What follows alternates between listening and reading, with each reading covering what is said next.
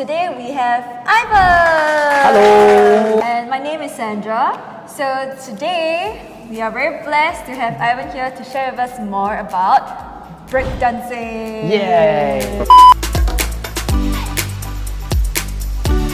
So I'm gonna start asking Ivan a lot of questions about breakdancing because honestly, I myself am not very sure about the whole street dance aspect of breakdancing. So Ivan, Alright, first thanks. and foremost, do you want to share with us more about yourself?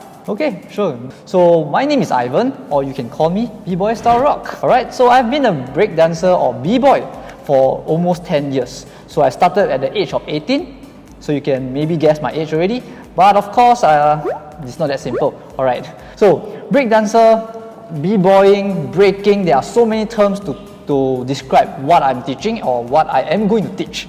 But of course, all these terms, right, they are all only for one reason, which is commercial. So most people will always know what breakdancing is, but they may not know what is bboy and what bgo is. So what I'm going to teach is bboying. Why? Because bboying is a form of dance. So what we do is combining breakdancing with musicality, and that is where we will call ourselves as the bboy.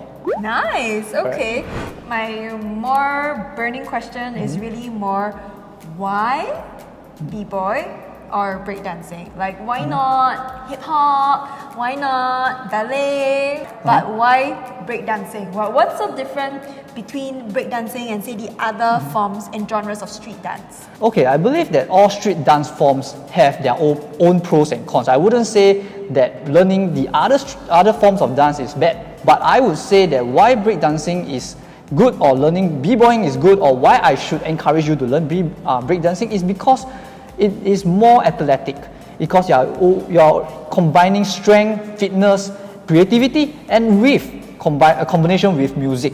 Because it is definitely not easy to be doing things that are of a high level, where you need to put your legs on the air, in the air, and doing it with the music. That is more that's more difficult than doing hip hop. But then again, I'm not saying hip hop is easy, because every dance form has its own challenges and difficulty. Yeah, so do you start with hip hop? Unfortunately, when I went for a hip hop audition when I was in polytechnic, and I failed the audition, which I was very surprised, because I already picked up breakdancing like a few months, but maybe I do not have the dancing groove. Yeah, maybe in hip hop you need more groove, but in breakdancing is more solid movements, I would say. Yeah. Well, honestly, I think everything happens for a reason. Yeah. Because honestly, I think if Ivan were to be in hip hop, he won't be teaching b-boy or Yeah. breakdancing today, right? Correct. Right? Okay. Yeah. So then I have a question. Seems like breakdancing is so male dominated because it's like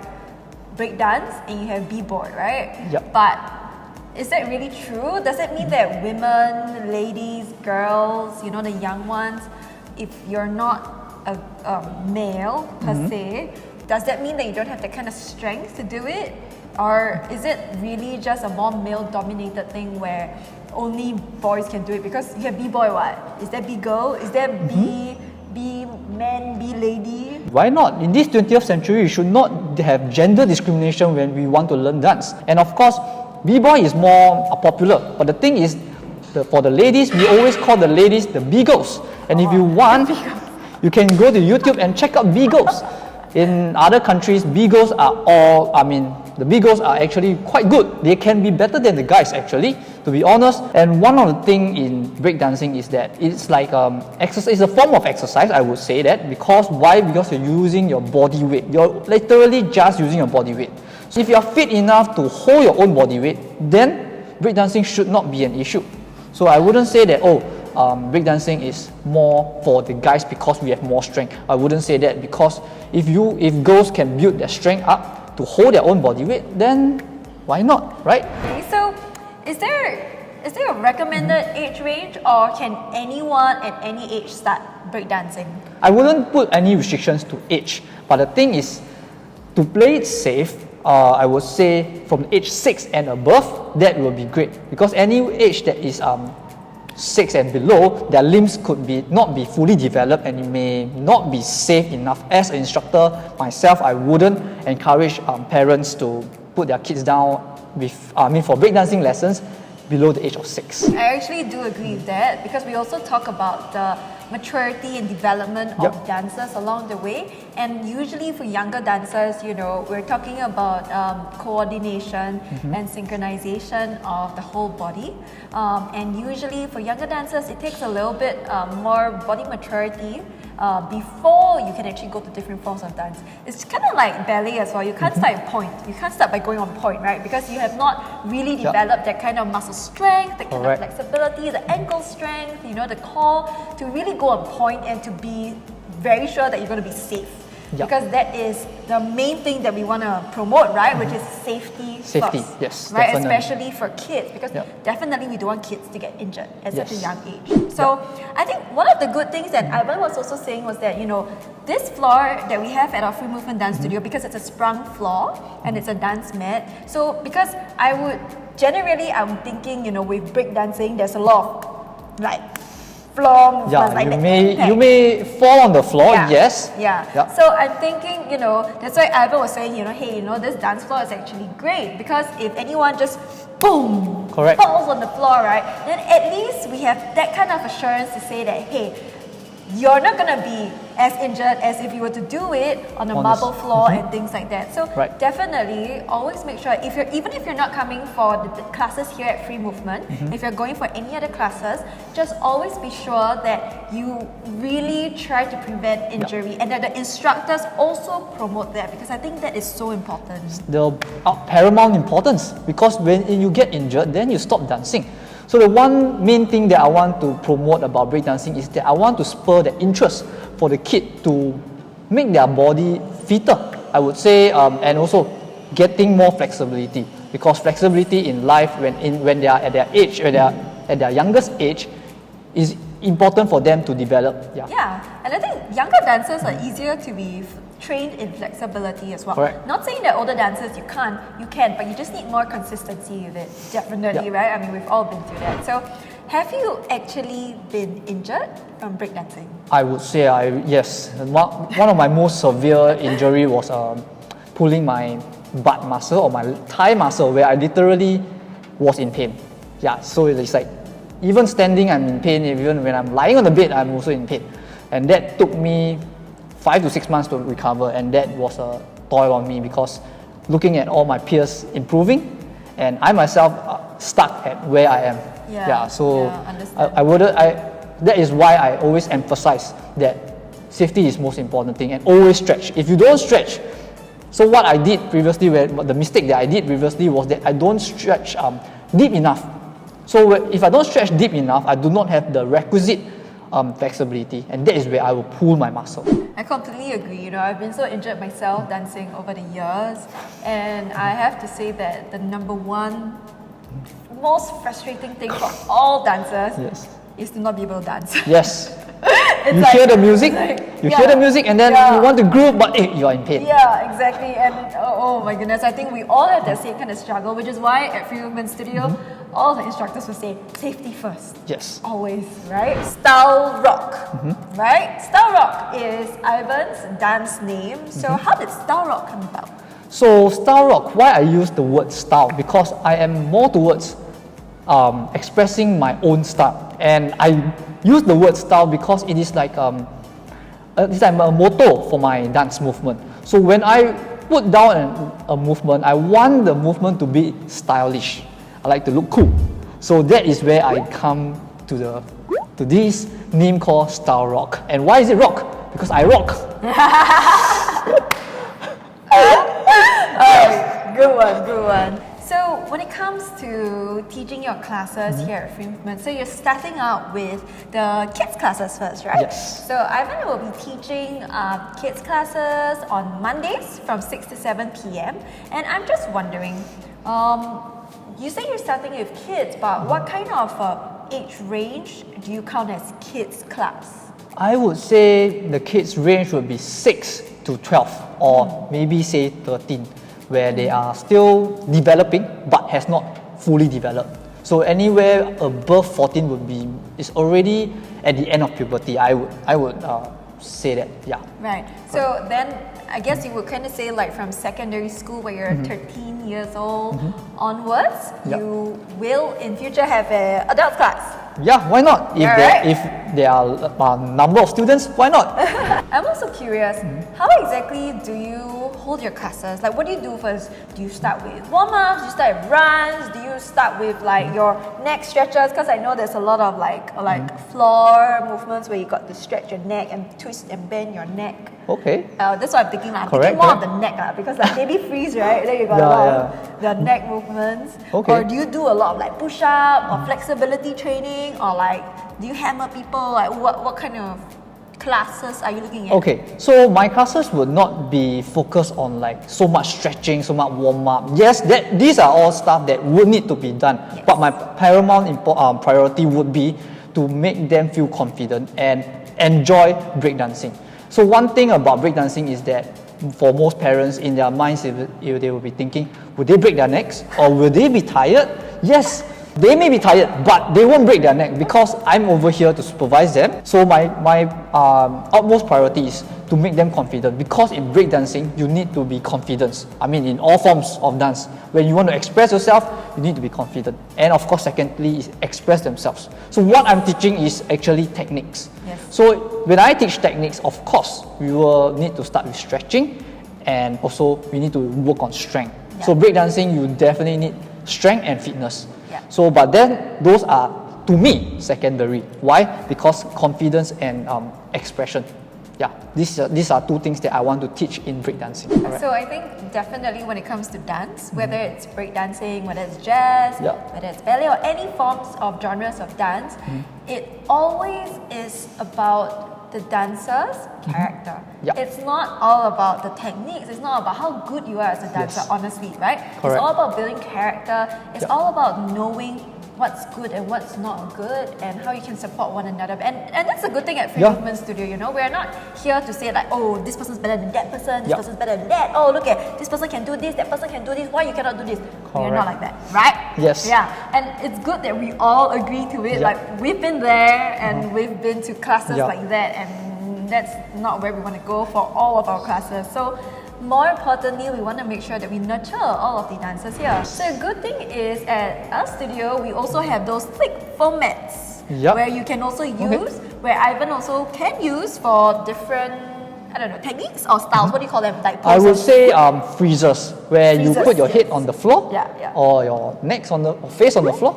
Yeah, but we have mats for safetyness, and I will be there to make sure that they are safe enough to do it. If they are not safe enough, if they are not, I would say, strong enough, then I would not recommend them to learn that move yet. So that's good, because I guess that's also a very individualistic, and you give that kind of attention Correct. to each student according to their growth. Yes. Right? And that is really, I think, important in the instructor's perspective, to be able to guide and lead different dancers, because honestly, everyone grows differently. I'm a very slow learner actually. I learn really slowly, and I'm just glad that along the way I've had instructors who have been very encouraging, and that is kind of how I boom, you know. So I think it's a good thing that also Ivan is saying, you know, he will see depending on whether or not the dancer is ready to try a certain move, and not ready, definitely can try something a little bit simpler first, but that doesn't mean the dancer is incapable. Yeah. It just means that you need a little bit more time to do a little bit of training before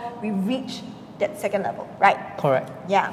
So I have, because you know, since Free Movement does dancewear as well, I'm very concerned to know what you should wear for breakdancing. Must you wear shoes? Are you barefooted? Do you need socks? Must you have that cap?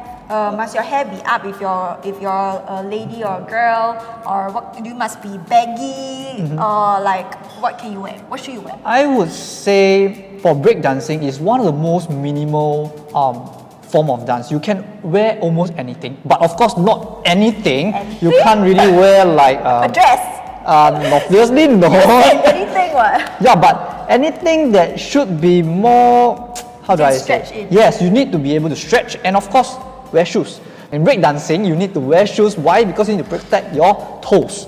Because there's a lot of movements where you need to use your legs, and you may scrape your heel. So it is definitely it's definitely required to wear socks. And for beginners, I will always recommend long pants. And long pants doesn't mean you wear jeans. If you wear jeans, you're going to have difficulty splitting your legs. Then how are you going to improve on your flexibility? Yes. So if you can't do that, you got to think, so what is better? So you can even wear shorts, but I will always recommend longer pants because it also protects your knees, because your knees may be on the ground when you're doing breakdancing also. Oh right, we also just recorded another video where Ivan actually showed us his choreography. Yep. And I understand why you say that because there was this part where Ivan did a slide. Yep. It's actually quite fun. I was like, whoa, slide. And I think if you're wearing something that is like, if you're wearing shorts, then it's not as comfortable to do the slide, right? I Correct. guess. Okay, so you're saying that you need to wear a shirt, like a t-shirt, at least a t-shirt, or you will say, or maybe you can say tank top. But then for beginners, again, I will always recommend a t-shirt. Why? Because you can protect your shoulders. Right. Yeah. Okay. So t-shirt, something that covers your shoulders, and you just wear pants that you can stretch in. So Yes, you can but of course, don't wear a tight fit t-shirt. You're gonna look awkward. Yes. Right. Okay. Well, I mean, although when I went for Brian Kang's locking class, I also wear shorts and fitted things. And he said locking also must wear like baggy ma. Oh, there is an aspect to how you express your move. Sometimes for the dance movement, certain attire is being expressed way better with certain style of clothes. Yeah. If not, it may look out. Right. But then looking out doesn't mean it's bad. So it's about your own personality. You want to stand out. There is also a way to stand out. Because if you were to search for some people on YouTube, you can see some people are wearing not the common clothes, but they do stand out. But before you do stand out, you need the skills to boot the reason why you stand out. If not, you'll be like lousiest of the bunch or something. Yeah. Right. So you don't just dress to impress, you dress because you can impress. Yes. It's also because breakdancing is an expression, it's a self-expression. If you really feel that I want to express my movement in this tight clothing or in this clothing that you think is appropriate, go ahead. But of course, learn the technique first, then do what you want. So you need something that covers your shoulders, you need pants that covers your knees, and then you need socks and you need shoes. So Correct. running shoes can? Running shoes can, but it may not be as suitable or you don't look good in it. I would always recommend a sneaker. So if I don't have sneakers, how? Don't have Can I come sneakers, barefooted? You can come barefooted lah, but you can only see what I do. Okay. So you come the next lesson with shoes because you may sprain your ankle if you do not have shoes. So Ivan still definitely recommends wearing sneakers, Yeah. but if not, at least come in some form of shoes, right? Correct. Now, so we've got all of this settled. How about the head? Do you need a cap to act cool? Cap is to stand out. If you want to stand out, cap is the accessory where in breakdance, or I mean any form of dance, like she's wearing earrings, it is highly not recommended in breakdancing. Okay. So in terms of accessories, right, the cap, the headgear is one of the most, most common way where you can stand out. So the colors of your cap, red, blue, green, yellow, whatever, like as long as that headgear doesn't interfere with your movement. So, well, I guess when it comes to those spins that you do on the floor, does that mean that wearing a cap would help you with that? I would say that because the cap sometimes would help you be be smoother. Because when you use a beanie, in this kind of floor, it will help you move more smoother. You can. Also, we can wear a cap and you can wear a beanie. Yeah. The beanie is quite common in breakdancing also, because it won't fall out. But cap, it will fall out sometimes. Yeah. Hey, maybe we should start doing beanies and caps as well. Yeah. Hey, free movement beanies and caps, quite fun, right? Why not, right? Signature. Yeah, why not? Okay, cool. Okay, so having said all of that, Ivan, when do you teach classes and how do people sign up for your class? So I will be teaching in Free Movement Studio on every Monday, 6 to 7 p.m. And how can you register for my class? Just go to Free Movement Studio, Google it, and you can sign up from there.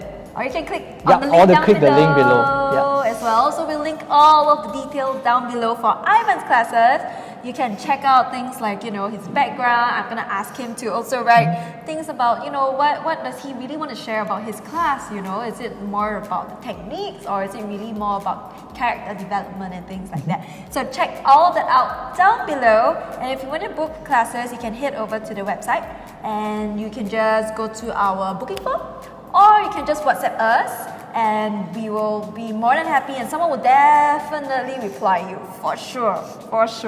Okay, I mean, you can also email us, Facebook message us, Insta message us, anywhere. Someone will get back to you for sure to book your class. That being said, Ivan teaches on Monday 6 to 7, and then after that we also have Chinese dance by Xiaojing Lao Shi. So if you want to watch Ivan and Xiaojing Lao Shi's and everyone else's videos, you can click on our channel and you'll see all of their videos as well. And on Tuesdays, we have Locking by Brian Kang. And Wednesdays, I'm teaching jazz, beginner's jazz, from 7:30 to 9. And then on Thursdays, we have Street Jazz by Brian Lee. So, okay, you know what? All of our schedule, we're going to shuffle a little bit, and we are updating a new schedule for August.